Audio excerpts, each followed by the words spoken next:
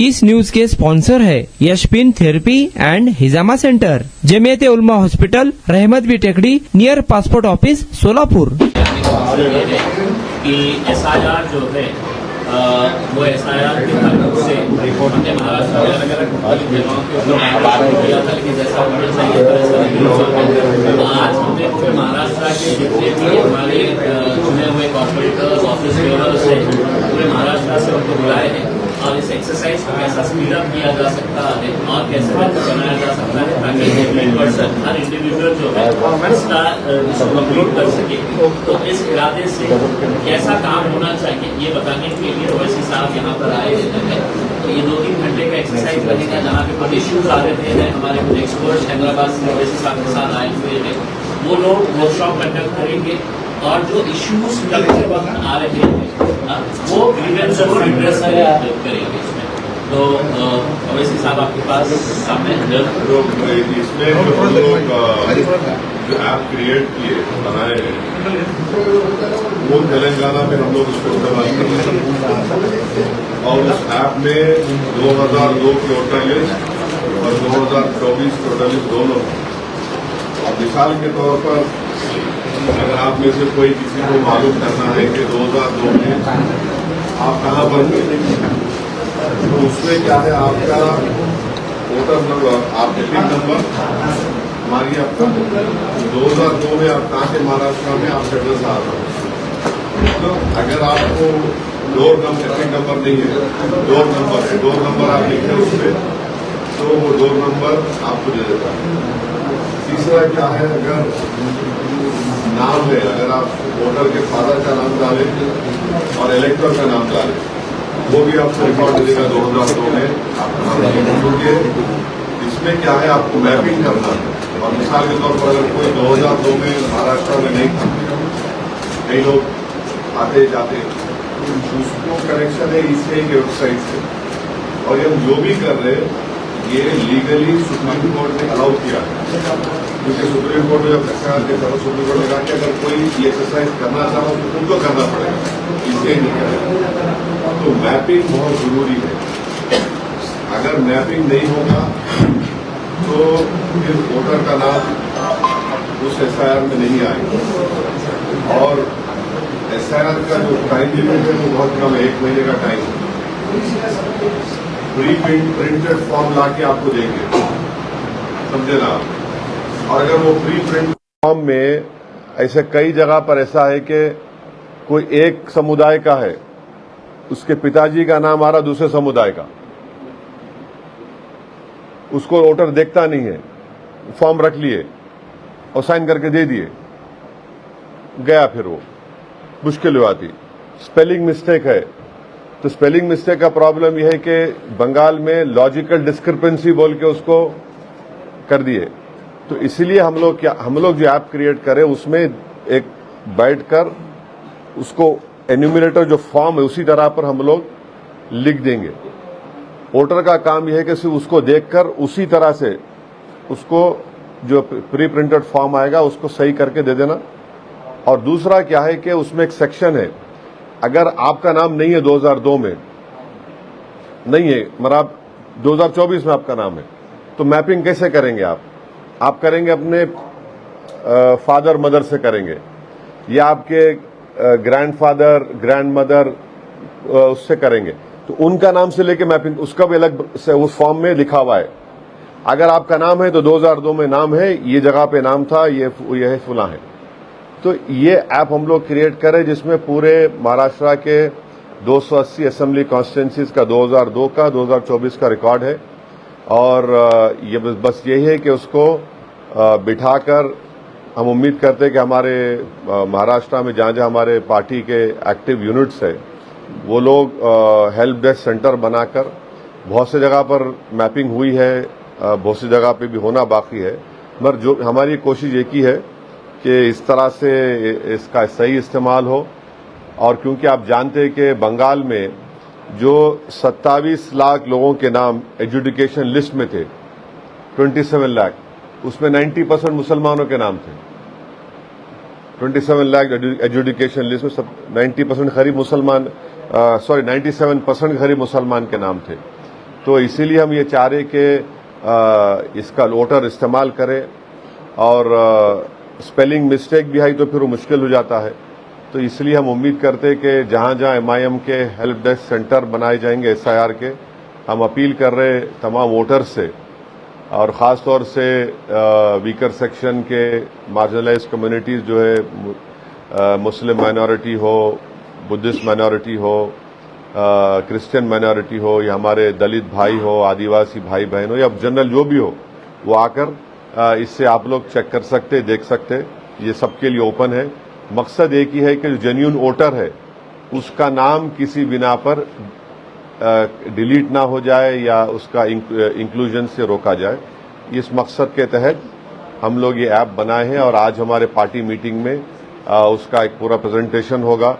किसी के पास कोई सवालात होंगे उसका भी हम जवाब देंगे, और फिर वो ऐप हम लोग हमारे पार्टी के तमाम जिम्मेदारों को, एंड्रॉयड बेस्ड ऐप है वो, उसको फ्रीली वो लोग अपने फ़ोन में डालकर भी वो लोग चेक कर सकते और उस पर काम कर सकते।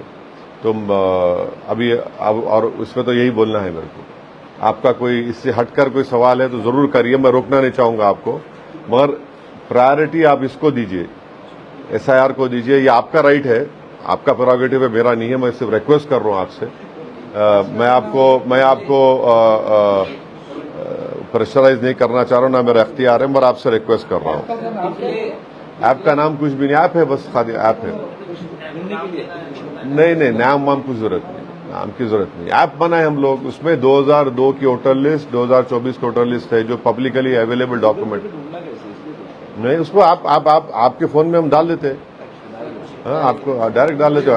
एंड्रॉयड बेस्ड फोन आपका है। तो पिछले 2 दिनों से जो मामला चल रहा है कि आपके एक कारपोरेटर को यहाँ पर आरोपी किया गया है कि एक जो नीला खान थी उसको मतलब छुपाने का उनके ऊपर आरोप है। आपका इसके ऊपर क्या कहना है, क्योंकि आप पार्टी के अध्यक्ष भी है और कानूनन अच्छी तरह से जानते हैं। सर, ये पूरा जो मामला है उसको MIM से कनेक्ट किया जा रहा है। इस मसले पे जितने सवाल करने एक साथ कर लो ताकि बार रिपीटेशन ना हो। आरोप ये किया गया है, यहाँ के जो पालक मंत्री हैं उन्होंने CM को एक पत्र भी लिखा है कि MIM से ये ताल्लुक रखता है, ये कनेक्टेड है। तो इसकी जांच SIT की तरफ से कीजिए। इसी सवाल को आगे बढ़ाते हुए सर, जलील साहब ने अपनी भूमिका यहाँ पर स्पष्ट कर दी है। MIM की नीला खान को लेकर औपचारिक तौर पर क्या भूमिका है, ये आपसे जानना चाहेंगे, क्योंकि सूबे के मुख्यमंत्री कह रहे हैं कि वो एक तरीके से कन्वर्जन में शामिल नहीं, और आतंकवादी किसी तरह से इस मामले को सीमी से भी जोड़ा जा रहा है। विखे पाटिल ने कहा है कि MIM में सीमी के सर, यहाँ तक कि इस आपकी पार्टी को जो है बैन लगाने की भी बात हो रही है फडणवीस साहब नीतीश लाने की तरफ से। और कुछ सवाल? आप बोलिए ना पहले, बाद में नहीं, और कुछ सवाल इस बारे में? नहीं, रिपीटेशन ना हो, रिपीटेशन ना हो। देखो धूप बहुत है, रिपीटेशन ना हो, हम जाने का भी। तो 5 सवालात है इसके ऊपर। सबसे पहला बात यह है कि TCS का स्टेटमेंट आपने देखा होगा कि उस लड़की का ताल्लुक HR से, ना वो HR में काम करती थी, ना HR डिपार्टमेंट। TCS का स्टेटमेंट है, मेरा नहीं है। दूसरा यह है कि 9 FIR रजिस्टर हुए, जिसमें एक FIR में इस लड़की के ऊपर हर्टिंग रिलीजियस सेंटिमेंट का एक नाम लिखा गया। और तीसरी बात यह है कि इसका FIR से पहले उसका ट्रांसफर हो गया, फिर वो उस कंपनी से ताल्लुक भी नहीं है। और जो कंप्लेनेंट है इस केस में वो रूलिंग पार्टी का मेंबर है, उससे उसका ताल्लुक है। और चौथी बात यह है कि अभी तो कोई वर्डिक्ट नहीं दे सकते कोई भी। हम इस बात का खंडन करते कि बाज लोग जो है इसको ट्रायल बाय मीडिया कर रहे हैं, और अगर मीडिया जज जूरी का काम करेगा तो बहुत खतरनाक बात यह है। और FIR में अगर आप देखेंगे तो FIR में लिखा गया कि उसके घर से एक बुरखा मिला, ये प्रूफ बता रहे हैं, बुरखा मिला, और एक नकाब मिला। तो नकाब को कैसा टाई करते, बांधते पीछे से, वो मिला। और तीसरा वो बता रहे कि एक प्रॉफिट मोहम्मद सल्लल्लाहु अलैहि वसल्लम की किताब मिली। तो बुरखा मेरे को नहीं मालूम कि कब से बुरखा वो हो गया कि ऑब्जेक्शनेबल बोलिए या इलीगल आर्टिकल है वो। कब से नकाब ये हो गया कि भाई वो माने ऑफेंस उसमें डाल सकते क्या किसी उसमें। तीसरी बात यह है कि कब से प्रॉफेट मोहम्मद सल्लल्लाहु अलैहि वसल्लम के बारे में किताब अगर मिलती है तो वो क्या है वो। मैं आपको तारीख में पीछे लेके जा रहा हूं, आप गूगल में सर्च कर लीजिए। दिल्ली में ऐसा ही मुस्लिम बच्चों को पकड़े थे और क्या डाले थे वहां पे दिल्ली पुलिस कि इनके घर से मिर्जा गालिब की किताब मिली इसलिए टेररिस्ट है लोग। मिर्जा गालिब की किताब मिली इसलिए टेररिस्ट है वो लोग। बाद में कोर्ट ने उसको नकार दिया। अभी इलाहाबाद हाईकोर्ट का एक जजमेंट 3 दिन पहले का देख लीजिए। किसी ने एक उर्दू शेर लिख दिया तो कोर्ट ने कहा कि शेर लिखे तो क्या मतलब है। तो हमको पूरा यकीन है कि अदालत इंसाफ करेगा इंशाअल्लाह और ये इस बच्ची को बेकसूर करार देगा। ये कोई केस उसके ऊपर टिकने वाला नहीं है इंशाअल्लाह ताला।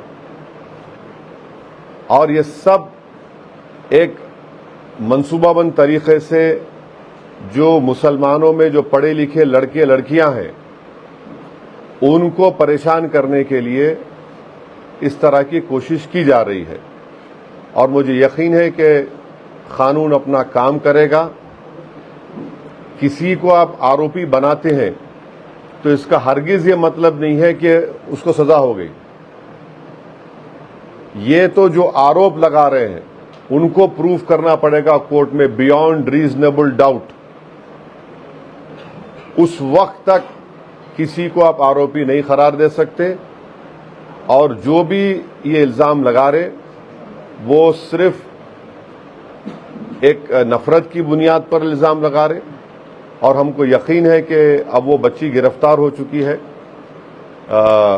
और इंशाअल्लाह जुडिशियल प्रोसेस अपना काम करेगा और जो भी कानून से होगा वो आपके सामने आएगा। मगर इसको किसी पार्टी से जोड़ना सरासर गलत है, ये मैं आपको बोलना चाह रहा हूं।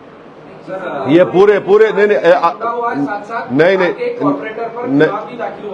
देखिए कोर्ट में इसका मुकाबला करेगा लड़का। वो कोर्ट में जाकर बताएगा वो।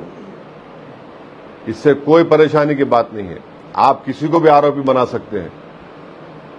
मुंबई ट्रेन ब्लास्ट किसने किया बोलो, किसने किया बताओ। कितने 80 लोग कितने ज्यादा मारे गए। आज तक वो परिवार तड़प रहा है, चाहे हिंदू मुसलमान कोई हो। मालेगांव ब्लास्ट किसने किया बताओ, दोनों ब्लास्ट। आज तक वो परिवार तड़प रहे हैं। जो लोग 8-8 साल 5-5 साल जेल में सड़ गए, जिनके लोग मारे गए, ना उनको इंसाफ मिला। जिनको पकड़कर जेल में डाले उनको इंसाफ मिला। तो हम आपसे रिक्वेस्ट कर रहे कि आप भी सोच लीजिए। मुंबई ट्रेन ब्लास्ट, मालेगांव के दोनों ब्लास्ट, ऐसा ही माहौल क्रिएट कर गया था। और बाद में जब नतीजा आया आप लोग रिपोर्ट भी नहीं करते। आप लोग कभी उस परिवार के घर को गए जिसके मालेगांव में मारे गए कि बताओ आज जजमेंट आया कि किसी ने नहीं किया, बताओ तुमको कैसा फील होता है।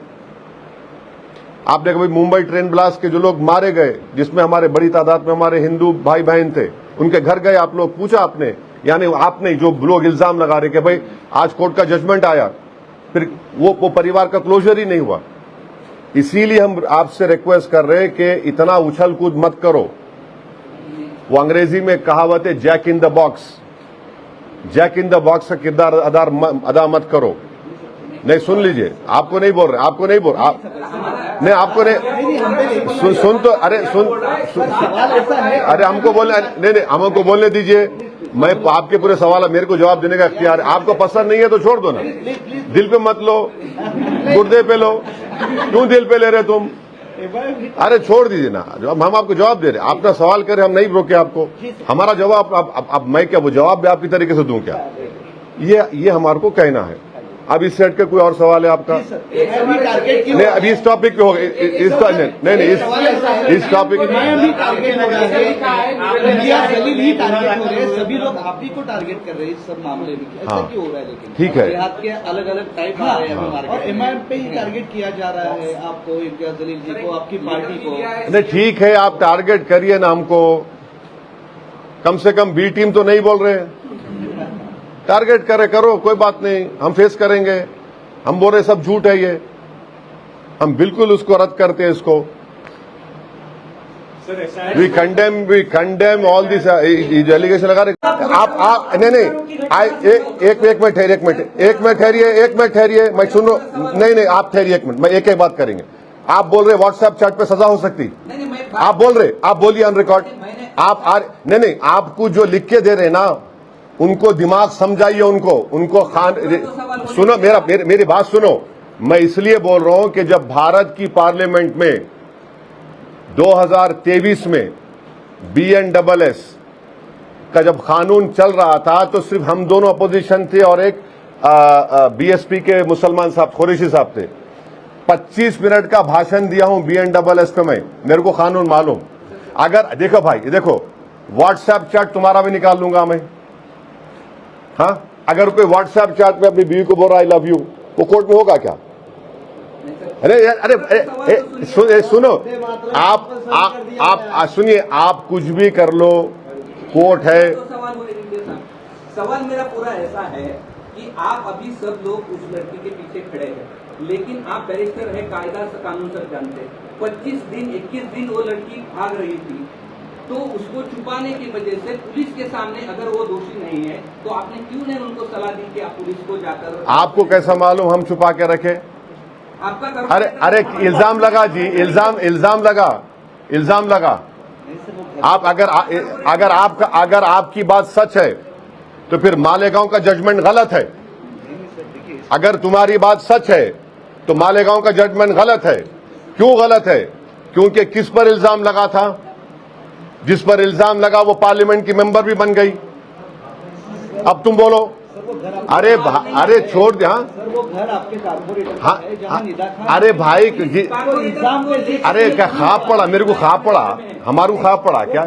अरे क्या प्रूफ हुआ? अरे प्रूफ हुआ तो कोर्ट प्रूफ करेगी ना, कोर्ट प्रूफ करेगी। पुलिस ने लेके गए कारपोरेटर को वहां पे। अरे भाई, आप कुछ भी कर लो, दलील भी तुम, वकील भी तुम, हुकूमत भी तुम, मीडिया भी तुम, आप जो करना है कर लो, कोर्ट तो है ना। आपके हिसाब से एक सवाल पूछता हूँ। मुसलमानों पे हो रहा है, लेकिन मीरा रोड की घटना में एक आदमी आता है, वो सीधे तौर पर कहता है कि हिंदू कौन है, मुसलमान कौन है, चाकू मार के जाता है।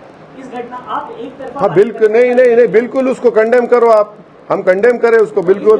अरे एक बात सुनिए, एक बात सुनिए। देखिए, ये मेरे कोई लॉयल्टी का टेस्ट नहीं है, ना आपको कोई राइट है मेरे से लॉयल्टी टेस्ट पूछने का। पहलगाम का हुआ तो सबसे पहले मैं खड़े होकर कंडेम किया हूं। आपको कोई राइट नहीं है किसी को, मैं खुला बोल रहा हूं आपको। हाँ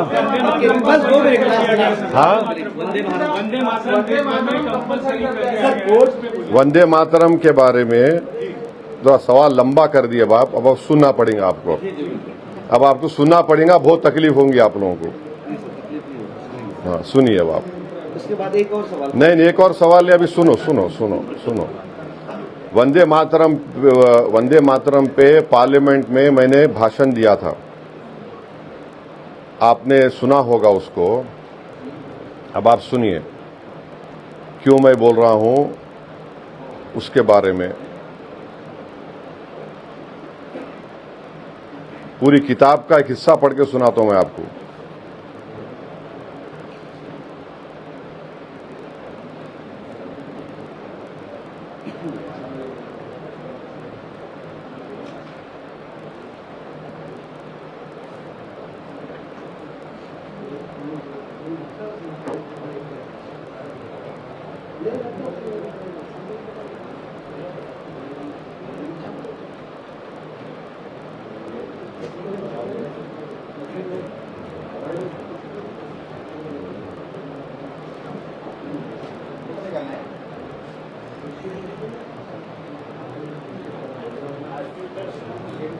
अब आप सुनिए, रविंद्रनाथ टैगोर का लेटर है। किसको लेटर है? नेताजी सुभाष चंद्र बोस को। अब नेताजी सुभाष चंद्र बोस और रविंद्रनाथ टैगोर की आज हम जयंती भी है उनकी। ये लोग जो प्रेजेंट गवर्नमेंट से बड़े हैं या वो बड़े हैं, वो आप पे छोड़ता हूं मैं। उसमें उस लेटर में सेकंड पैराग्राफ में टैगोर लिख रहे हैं, the core of Vande Mataram is a hymn to goddess Durga. This is so plain that there can be no debate about it. Of course, Bankim Chandra does show Durga to be inseparably united with the Bengal legend, but no Musalman can be expected patriotically to worship the 10-handed deity as Swades. ये second paragraph है उस letter का जो रविंद्रनाथ टैगोर ने लिखा है। अब रविंद्रनाथ टैगोर के से ज्यादा अक्लमंद, ज्यादा दूरंदेश, ज्यादा इंटेग्रिटी का वाला अगर कोई आप में से या सुनने वालों में सरकार में है तो अलग बात है। फिर सुनिए थर्ड पैराग्राफ में क्या लिखा गया। ये अच्छा, ये मैं कहां से कोट कर रहा हूं वो भी लिख लो आप। Letter number 314, selected letters of Rabindranath Tagore, edited by K Dutta and Robinson, Cambridge university press, 1997। और लास्ट पैराग्राफ में गुरुदेव लिखते हैं, This year, many of the special puja numbers of our magazines have quoted verses from Vande Mataram, proof that the editors take the song to be a hymn to Durga. The novel Anand Mat is a work of literature and so the song is inappropriate in it. फिर सुनिए, ये important आपके लिए। The parliament is a place of union for all religious groups and there the song cannot be appropriate. When Bengali Musalman show signs of stubborn fanatism, we regard this as intolerable. When we too copy them and make unreasonable demands, it will be self-defeating. ये रविंद्रनाथ टैगोर ने ये letter लिखा था। अब आपको मैं अगर कोई इसमें, अब वो आनंद मठ पढ़े, आप किताब पढ़े आनंद मठ कभी आप लोग? चलिए मैं आपको बता रहा हूं, इसमें आनंद मठ मैगजीन में जो एंटी मुस्लिम जो चीजें लिखी गई हैं वो अगर आप पढ़ेंगे तो आपका चैनल भी कैरी नहीं करेगा। क्या इसमें इतने एंटी मुस्लिम चीजें लिखी गई हैं। आपको खाली एक पढ़ के सुनाता हूं आपको। Bankim quotes a children who wish that a day would come when we shall be able to break the mosque to raise the temples Radha Madhav in its place. ये आनंद मठ मैगजीन में है। अच्छा, फिर और एक सुनिए जो आपको बहुत तकलीफ हो जाएंगी माने सुनने वालों को।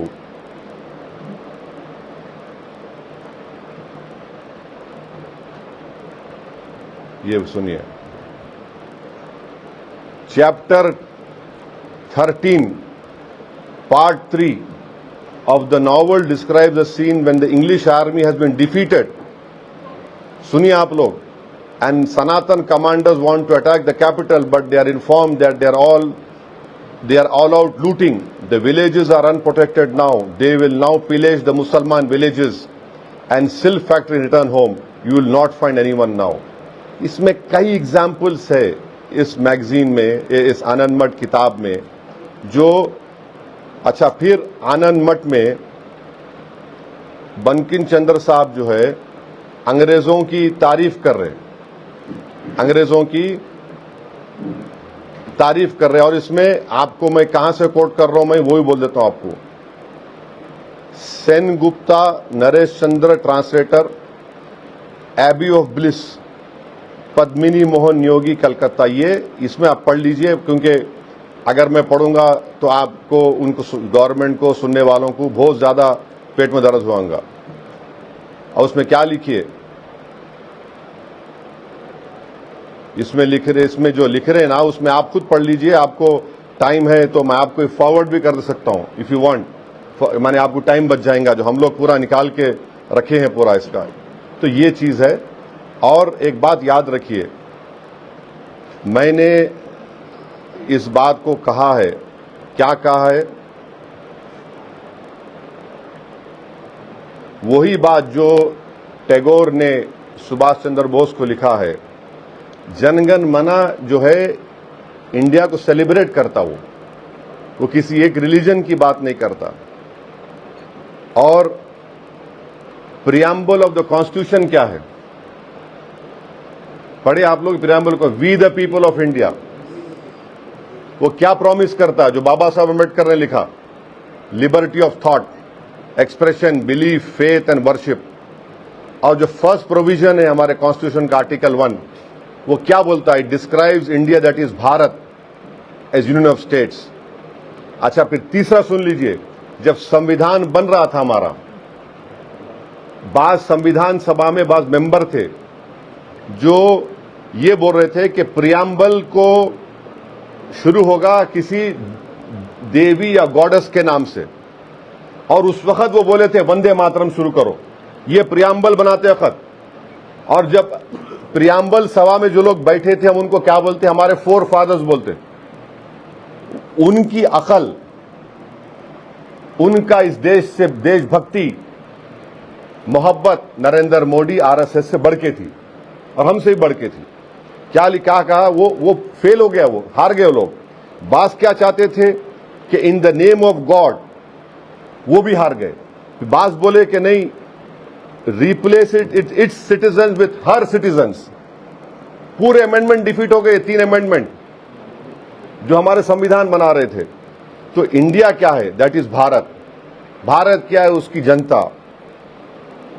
ये देश का नाम किसी देवी देवता के नाम से नहीं है ना, ये कोई किसी समुदाय के नाम पे तो नहीं चलता है। ये देश का कोई रिलीजन नहीं है, ये देश तमाम रिलीजन को मानता भी है, और ये देश उनको ही मानता जो किसी भगवान खुदा अल्लाह को नहीं मानते। इसकी खूबसूरती है। आपके सवाल का जवाब ये है। अभी बस, अभी जाने दीजिए, अंदर अंदर अंदर अंदर अंदर लोग बैठे हैं। Thank you. हाँ, एसआईआर प्रशासनिक प्रक्रिया है, इसे एनसीआर, एनआरपी और सीए से जोड़ के देखना कहाँ तक सही? देखिए, मैंने पार्लियामेंट में ये बात कही है कि वेरी अनफॉर्चुनेट है कि एसआईआर को एनपीआर, एनआरसी से जोड़ दिया गया, सिटीजनशिप से जोड़ दिया गया, जो उनको इख्तियार नहीं है। मिनिस्ट्री ऑफ होम अफेयर्स के पास आप लॉ की किताब उठाइए, लॉज की, एनपीआर, एनआरसी जो होगा वो एमएचए करेगा, मगर इसको आपने जोड़ दिया ये एसआईआर को सिटीजनशिप से। ये है भी नहीं। लाल साहब का एक केस है बॉम्बे का, उसमें सुप्रीम कोर्ट का जजमेंट है, उसको नहीं जोड़ सकते बोल के आप।